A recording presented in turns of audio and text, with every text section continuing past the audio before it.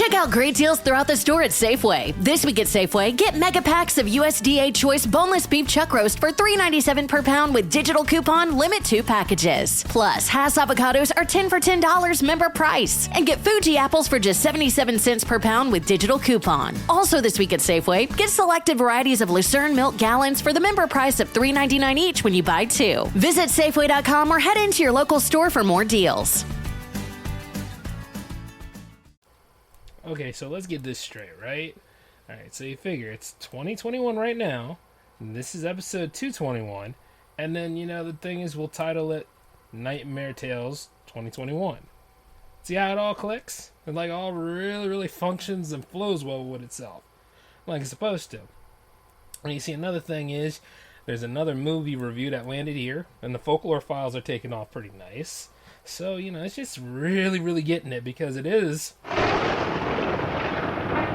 the Monster Fest. You get what I'm saying? And not only that, we're going to go ahead and push the Monster Fest here on the show that started it all, because welcome to the J-Man Show here on J360 Radio.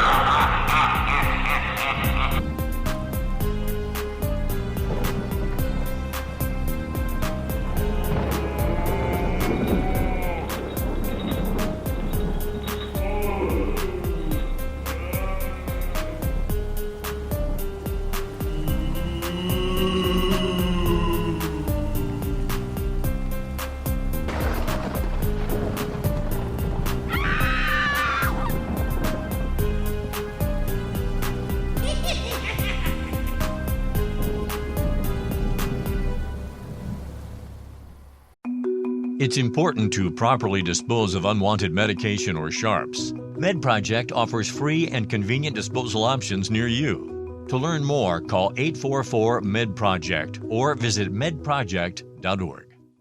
With the Lucky Land Slots, you can get lucky just about anywhere. This is your captain speaking. We've got clear runway and the weather's fine, but we're just going to circle up here a while and get lucky. No, nothing like that. It's just these cash prizes add up quick. So I suggest you sit back, keep your tray table upright, and start getting lucky. Play for free at LuckyLandSlots.com. Are you feeling lucky? No purchase necessary. Void where prohibited by law. 18 plus terms and conditions apply. See website for details. Well. How are you all doing tonight? Welcome to the J-Man Show for episode 221. I'm your host, J-Man, of course, and indeed, it very much is the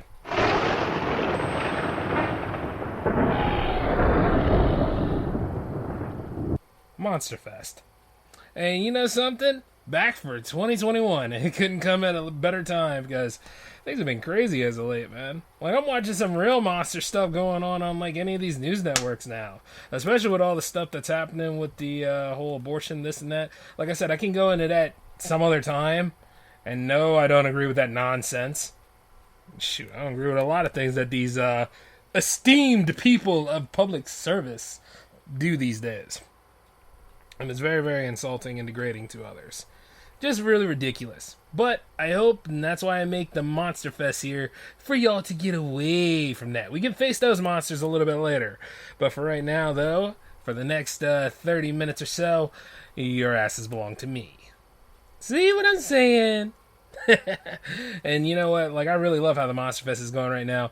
Combing through the old Universal lineup right now for a little bit. And I'm over here with the Abbott and Costello. I just recently finished both where they meet Frankenstein and meet the Invisible Man. So, those are two very good classics.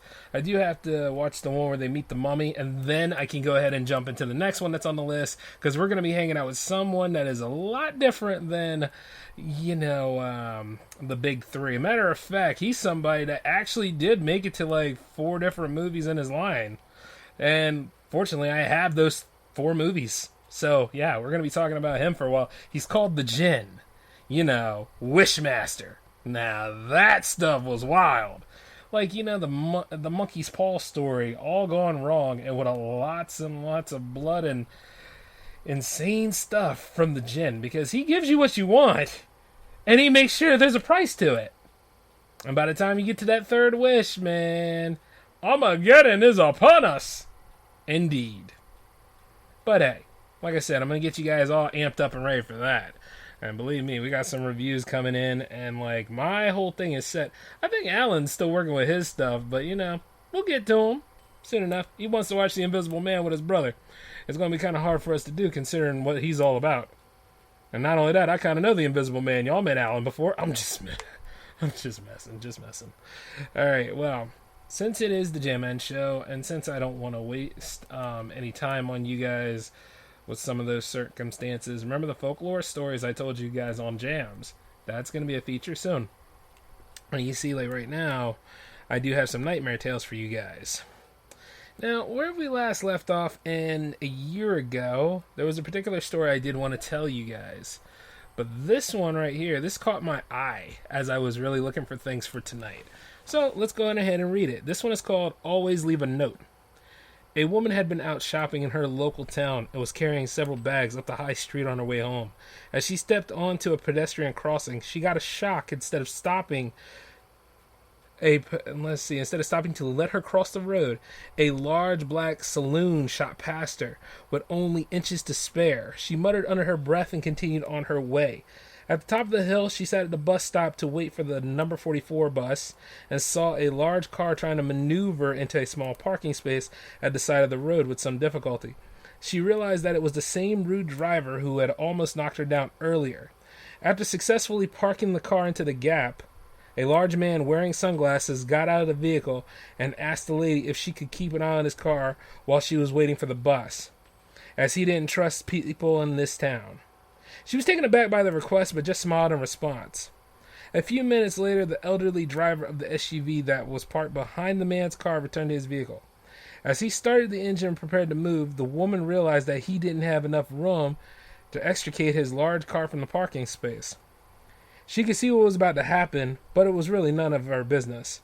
The SUV launched into the rear corner of the parked saloon with a terrible metallic crunch before the driver panicked and accelerated onto the side of the road, scraping all the paint off one side of the car in the process.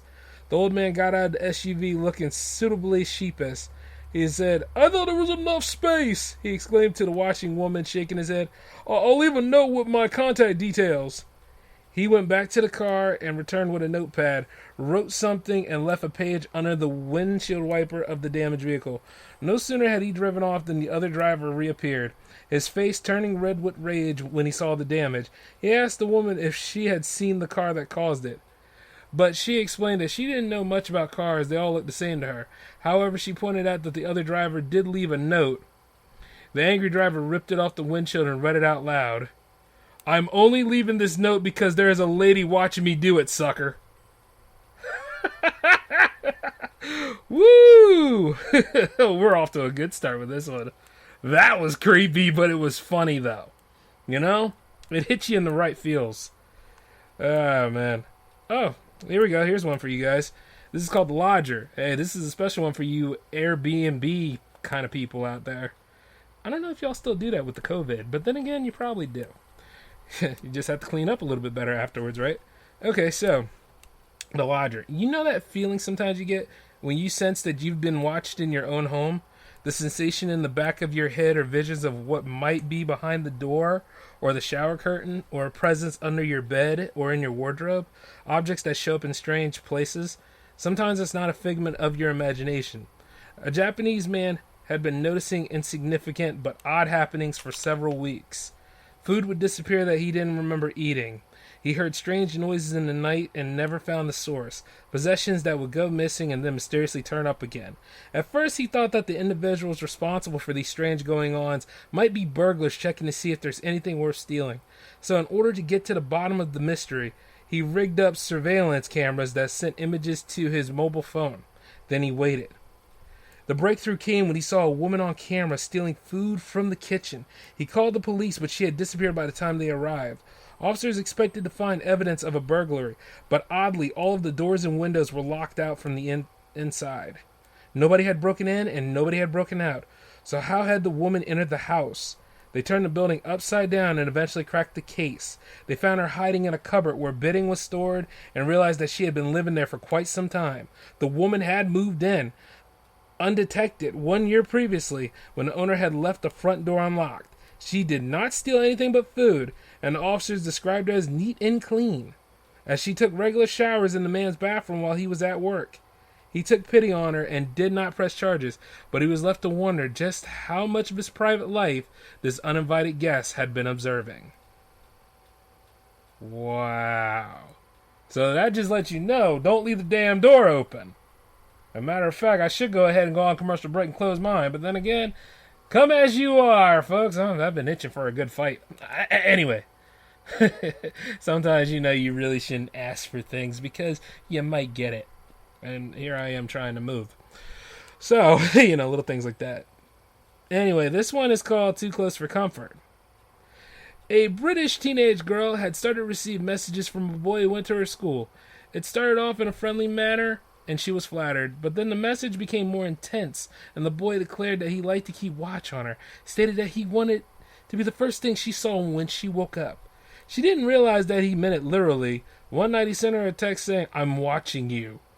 She found it so worrying that she slept in her mother's bedroom to feel safer than she would have done in her ground floor room.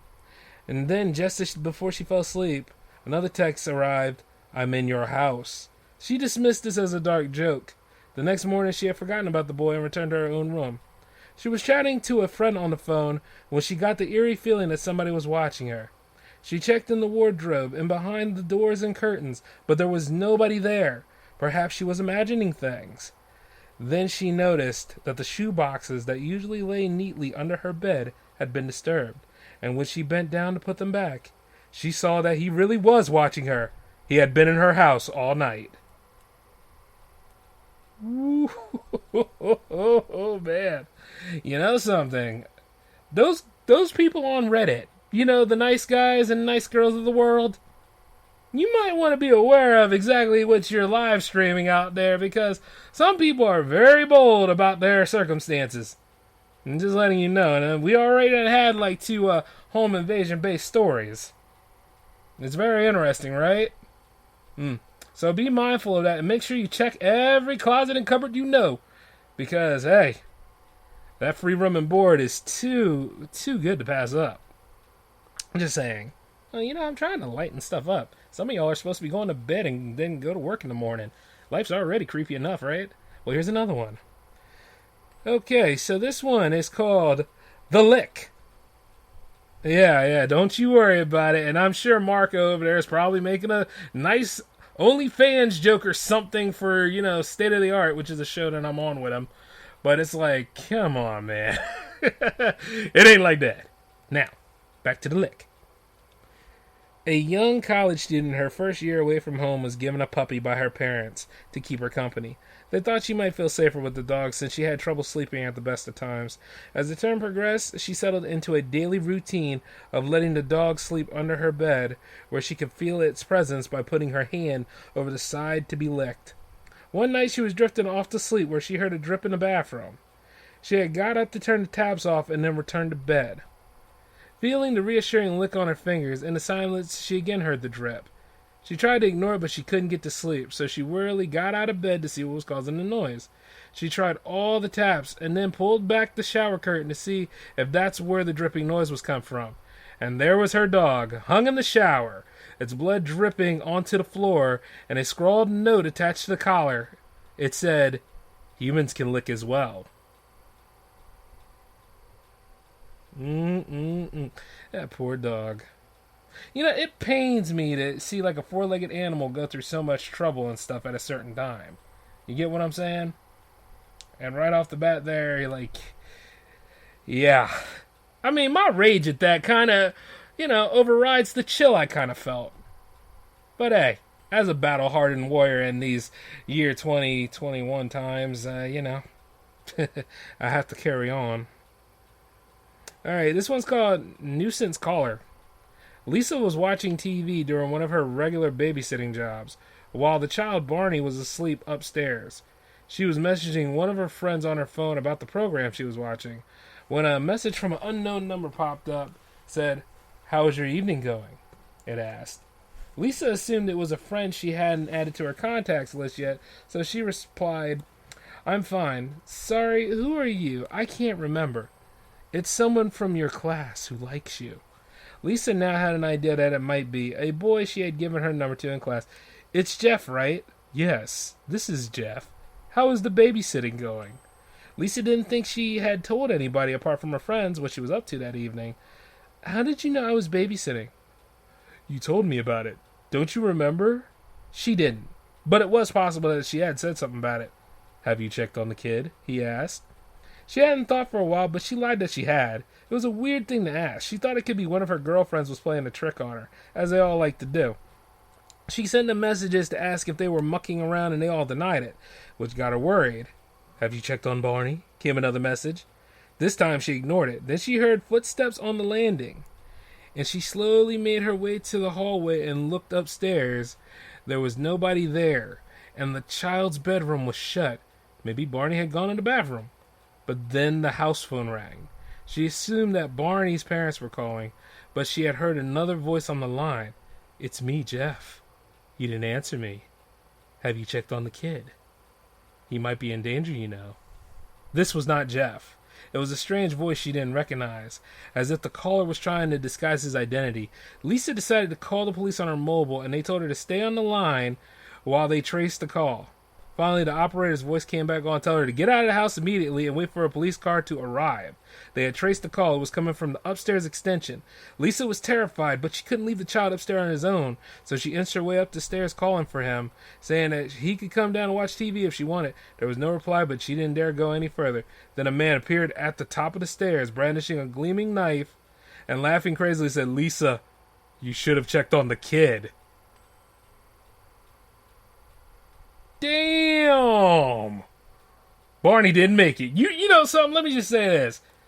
Barney gone. Alright? Like right off the bat, he got a haircut too close. He ain't coming back in the sequel, man. That's it, you know? Like right off the bat, I could just clearly say he didn't have a chance at all. And you know, what a nice way to go about that, right? Doesn't take much.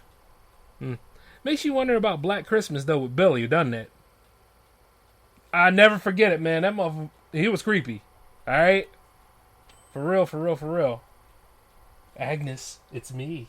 Remember that?" Hey, you know, actually, I did review that, right? So, I really don't have to go through the motions of that film again. And, yeah, just in case. 3 Bloody Knuckles. It's a classic, but still. Alright, so, here's the thing. We got another one coming up, and it's called The Forest. A man was taking a walk through a forest on the edge of a small town in Japan. He wanted some fresh air and thought he would explore the area as he had just moved there. But there was an eerie feeling about the place. The forest was not far from a main road, but there was no sound of traffic. And the tree canopy was so dense that it blocked out the light. He spotted a track leading off the main path and thought he saw something move, perhaps a deer. He approached it and slowly realized what he was looking at. A leg, an arm, and a booted foot. Swinging slowly in the breeze was the body of a man, hanging from a branch above. He froze in terror until he realized that there was another body next to it, strung up in an identical way, with a terrible expression on his face. And as he was running back to town to get help, he tripped on something and to his horror realized it was a bone, a large bone. He didn't hang around to find its owner and hurried instead to the police station. The officers listened to his story weren't surprised as they expected. They explained that he had wandered into the suicide forest, a favorite place for people who chose to end their lives, which was rumored to be haunted by ancient ghosts of the dead.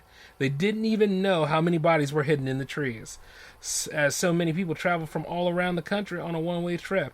The day that the man had chosen for his walk had coincided with the end of the tax year in Japan, known to be the most popular time for people to visit the forest. There was even a sign put up by the local authorities in an effort to persuade people to think of their families and get help. Hadn't he seen it? The man replied that he hadn't and was shocked by how casual the officers were about the suicides.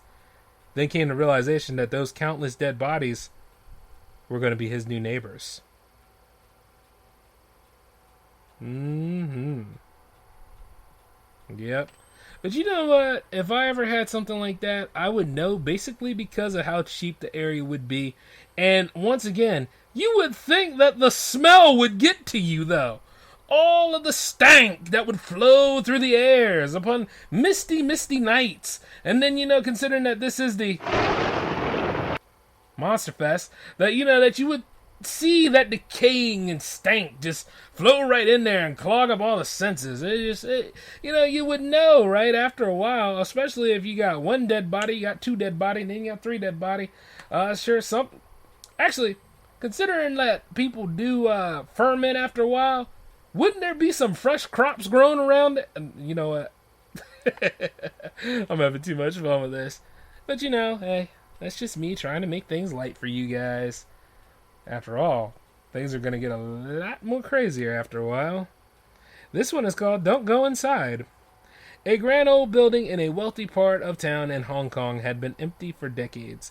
There had always been rumors that it was going to be turned into a luxury hotel or pulled down to build a new housing. But nothing ever happened, and it remained unchanged. There were some who claimed that the invading soldiers had used it as a brothel during the war, and that many people had died inside. It was registered to be a mysterious shell company based on an offshore island, so nobody really knew who owned it. But everyone who had grown up in the town knew that they didn't want to go inside. Police lore recorded that once, when officers had been called to the sounds of a disturbance, possibly caused by squatters, a small girl had emerged from the building brandishing a knife and attacked the officers as if she was possessed, and then disappeared. The local homeless people wouldn't go anywhere near the place. A group of girls who had met at the local school had heard all the stories and decided to check it out for themselves. They had dared each other to last the night in the mansion and upload anything they found onto the internet. They arrived at the forbidden place in high spirits, laughing and joking about what they may find. As they settled in for the night, it wasn't until after midnight that one of them asked the others about sounds she kept hearing. Couldn't they hear the voices from upstairs? They could. One of the girls plucked up the courage to go upstairs with a camera, which started to flash uncontrollably as she entered in an old bedroom, revealing something moving towards her across the room. She panicked and threw herself out the window. She survived, but was never the same again, and ended up in a mental hospital, where she still tried repeatedly to throw herself out of the window. One of the other girls picked up the camera, and when the others looked at the images, they screamed in horror, unable to believe what they were seeing. They decided to delete the pictures so that nobody else would ever come across them, and they promised never to talk about that building again.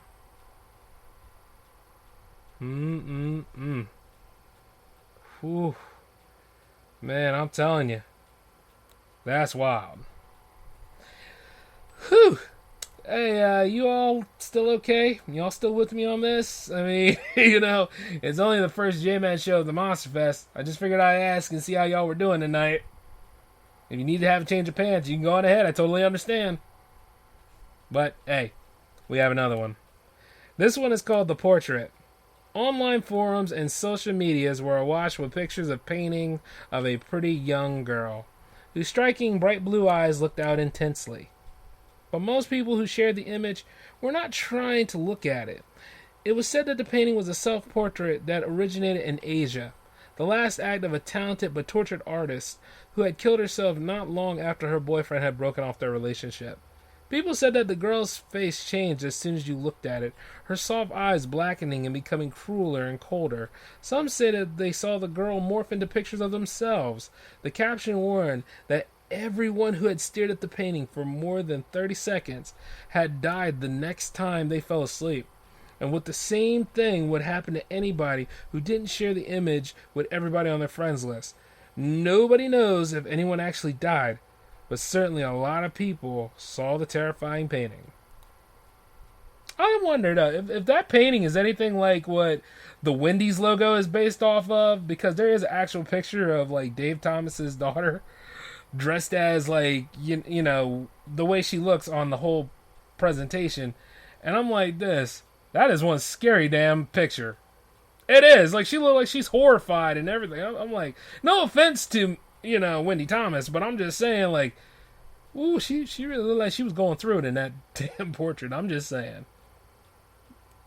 But you know, like at the end of the day, there are some paintings that allegedly are creepy like this, and you know, like a lot of people say, you know, the Vincent Van Gogh one where he has his ear cut off, like there's something with that too.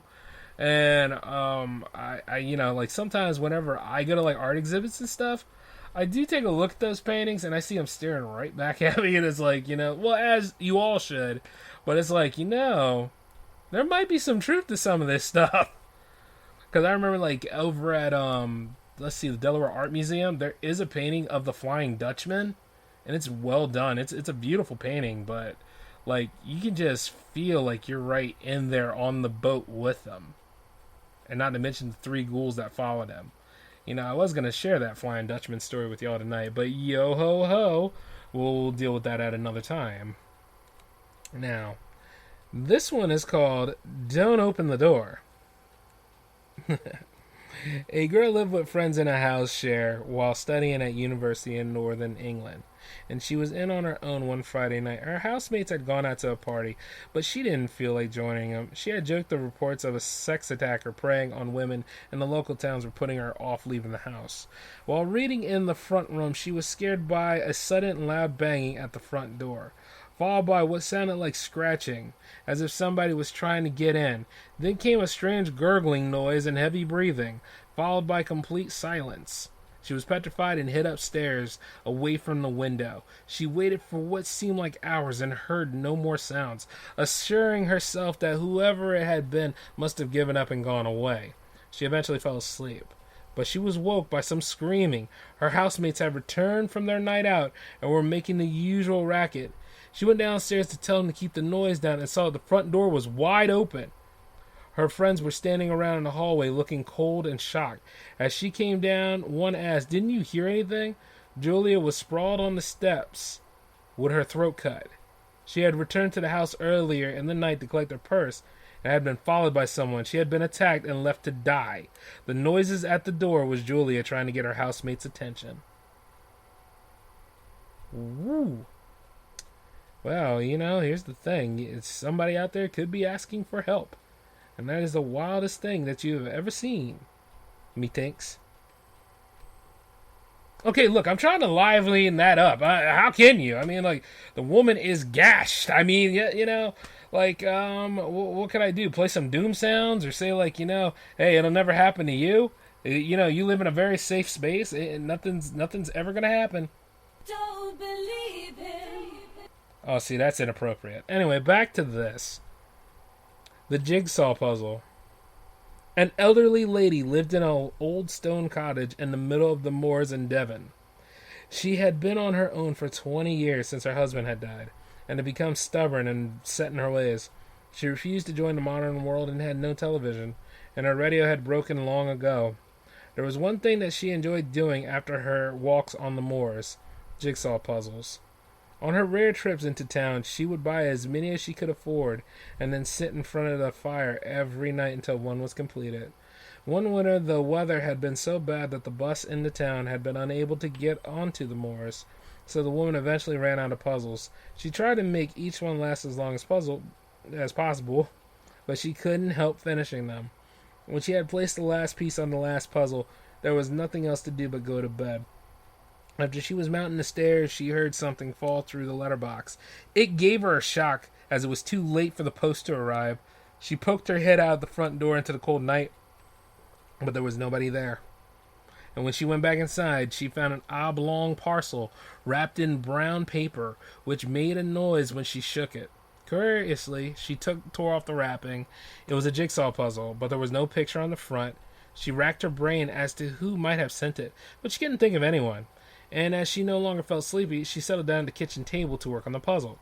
It was a tough one, with no picture to refer to, and most of the pieces were dark and unremarkable. She persevered, however, and by the early hours she was getting somewhere. And then something strange began to happen. She realized that the picture emerging in front of her eyes looked just like her very own cottage. At first she thought it was a coincidence, but with every piece she put in place, the picture became eerier. The ornaments on the mantelpiece, the picture of her husband, it was all too close for comfort. Something told her to stop, to leave the puzzle unfinished, but she kept finding places for the remaining pieces.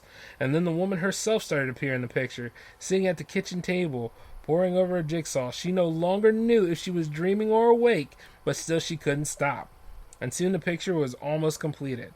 The only hole left was where the window of her cottage should be. Her hands trembled as they hovered over the remaining few pieces, moving as if they were of their own accord. One by one, the pieces found their place, revealing a man in the window, looking straight at her. As she placed the final piece, she saw the knife. And the last thing she heard was the sound of the window opening. True to form. Hey, art imitates life, right? Now, that's wicked. And speaking of which, I wonder if there is actually a circumstance where that could have happened to somebody. Like, to build a scene like that? Things to think about sometimes. But the crazy thing is that when people really put themselves in these kind of crazy situations, but you gotta figure this. Most of this stuff is folklore. It's not going to entirely happen to you. You're going to be fine. You're going to be fine. I would like to say. And I'd like to let you know that. But hey, guess what? As I sit here now, I try to think about like other stuff that goes on in Delaware, because Delaware is one of the original 13 colonies. And as it is one of the original 13 colonies, I want to say like there are some urban legends here too. Now, I remember last year I was telling you guys about like what goes on at the Green, and the Green is one of the most dangerous areas in Delaware, which I would never suggest anybody to go to. But allegedly there is like there's these graves there where like there was this very vile judge was buried at. But you see, the thing is, as I try to look up information on it, nothing's telling me anything. So I might have to go to the local public library on that and talk to one of the old ladies that work there. See what they know, because they know a lot. And then I do know, like, dare I say it, but over at the Great Cypress Swamp, down there in the southern parts of Delaware, pretty much our own version of, like, the swamps in Florida. We got Cypress Swamp. We don't need any more. Well, actually, we do. It's called Slaughter Beach, but that's a different story for a different time. But, you see, the Cypress Swamp. A dangerous area. And to be honest with you, I think there is something that lives out there. I think there is some sort of creature somewhere swimming around in the depths, eventually coming out to eat something. And you see, at the same time, he doesn't necessarily, or she, whatever, I didn't take the time to look between the legs. That creature is floating around out there and doesn't really need to hunt and haunt like you would think.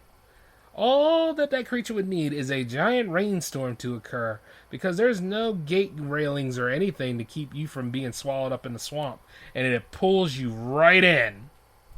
And then as it does pull you right in, hopefully you got enough sense or somebody to help you get out, or enough four-wheel drive to get that gumption moving, because you're going to be stuck there for a while. But you see, as I go about it, and I let you guys know these things, I'm sure you guys have some pretty haunted tales and some interesting stories to go ahead and throw about. And indeed, like, it's fun to talk about this stuff, especially during, Monster Fest season. Yeah, there ain't no lightning for that right now.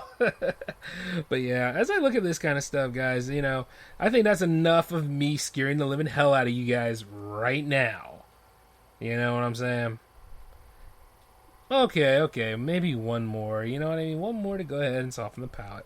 Now, I might have read this one, but, you guys are brave enough. Y'all can take it. This one's called Frightening Food. Oh, God, I'm going after how you eat now. All right. A woman was driving home from work and was late to pick up her children from her estranged husband.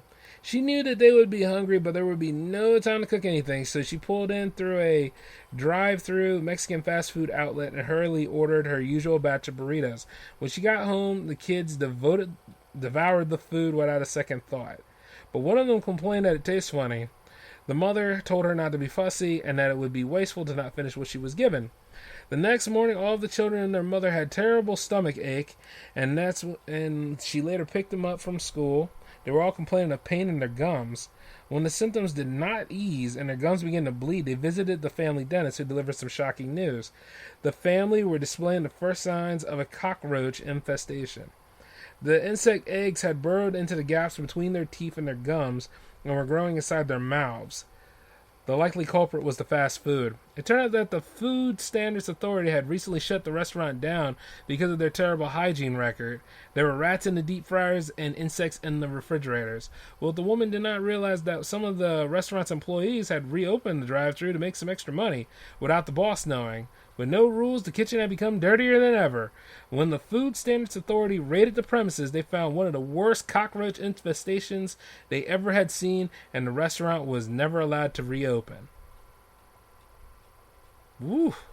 Well, that's brutal too, but I also remember I did read this one last year, and I'm going to tell you this.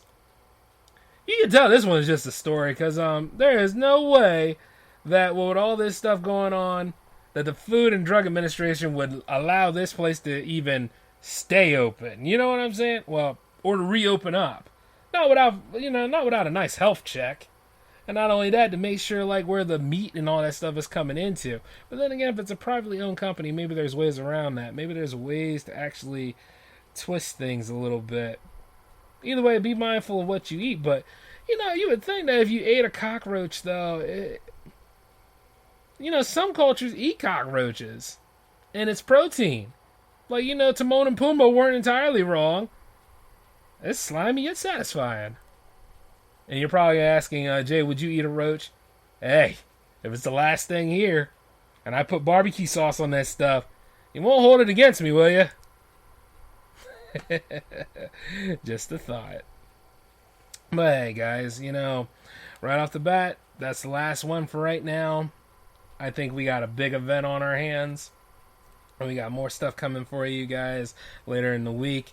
Matter of fact, though, I hope that I don't keep you guys up too much with that, because we had some pretty good chillers tonight.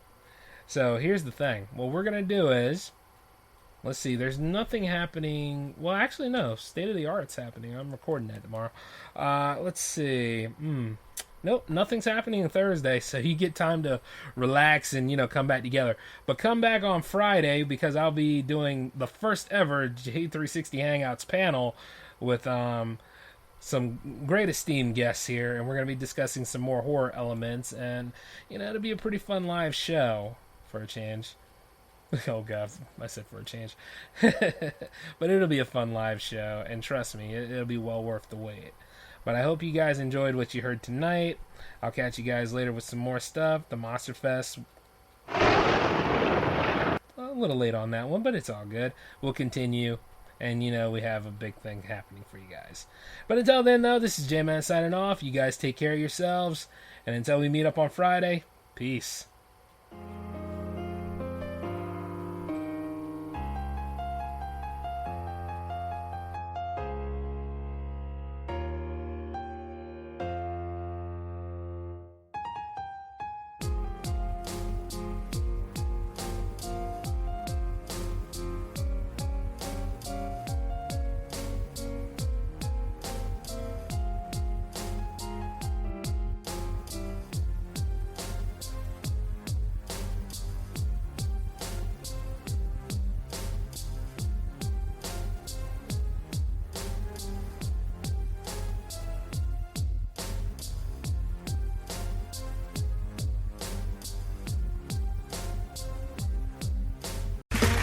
Okay, round two. Name something that's not boring.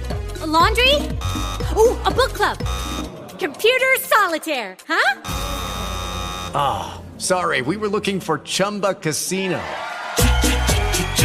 That's right, ChumbaCasino.com has over 100 casino-style games. Join today and play for free for your chance to redeem some serious prizes. ChumbaCasino.com. No purchase necessary. Void where prohibited by law. 18+ terms and conditions apply. See website for details.